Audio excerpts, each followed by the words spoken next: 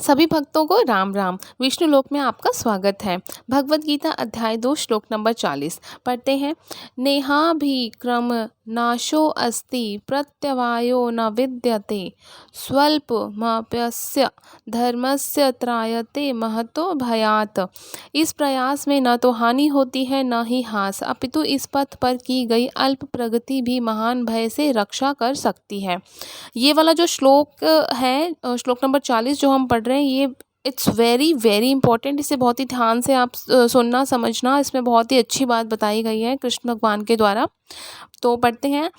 इस प्रयास में न तो हानि होती है न ही हास, अपितु इस पथ पर की गई अल्प प्रगति भी महान भय से रक्षा कर सकती है। कर्म का सर्वोच्च दिव्य गुण है कृष्ण भावनामृत में कर्म या इंद्रिय तृप्ति की आशा न करके कृष्ण के हित में कर्म करना।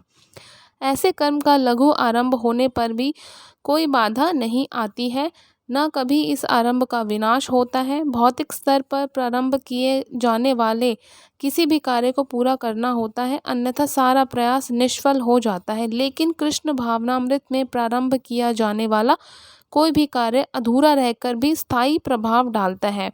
ये लाइन बहुत ही इम्पोर्टेंट है।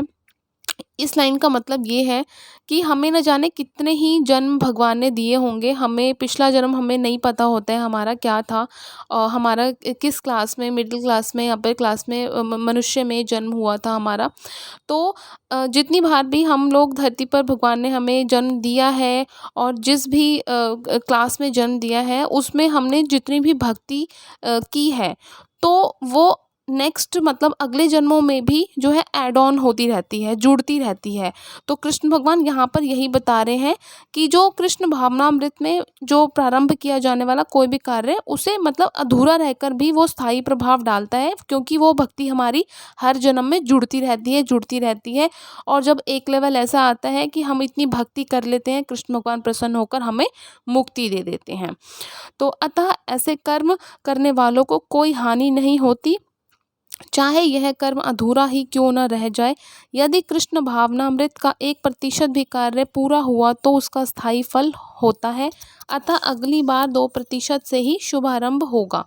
यहाँ पर देखिए जो जो चीज़ मैंने बोली है यहाँ पर भी लिखी हुई है, अतः अगली बार मतलब नेक्स्ट जन्म में भी वो 2% से ही शुभारंभ होगा, अगर हमने पिछले जन्म में 1% भी भक्ति कर ली है। लेकिन भौतिक कर्म में जब तक 100% सफलता न प्राप्त हो तब तक कोई लाभ नहीं होता। अजामिल ने कृष्ण भावनामृत में अपने कर्तव्य का कुछ ही प्रतिशत पूरा किया था, लेकिन भगवान की कृपा से उसे 100% लाभ मिला। इस संबंध में श्रीमद् भागवत में एक अत्यंत सुंदर श्लोक आया है। त्यक्त्वा स्वधर्मम चरणाबुजम हरे भजनम पको अथ पते तत्तो यदि यत्र क भावद्रम भूद मुष्य किम को वार्थ आप तो अभजताम स्वधर्मतः। यदि कोई अपना धर्म छोड़कर कृष्ण भावनामृत में काम करता है और फिर काम पूरा न होने के कारण नीचे गिर जाता है, तो इसमें उसको क्या हानि। और यदि कोई अपने भौतिक कार्यों को पूरा करता है तो इससे उसको क्या लाभ होगा। अथवा जैसे कि ईसाई कहते हैं, यदि कोई अपनी शाश्वत आत्मा को खोकर संपूर्ण जगत को पा ले तो मनुष्य को इससे क्या लाभ होगा। भौतिक कार्य तथा उनके फल शरीर के साथ ही समाप्त हो जाते हैं, लेकिन कृष्ण भावनामृत में किया गया कार्य मनुष्य को इस शरीर के विनष्ट होने पर भी पुनः कृष्ण भावनामृत तक ले जाता है।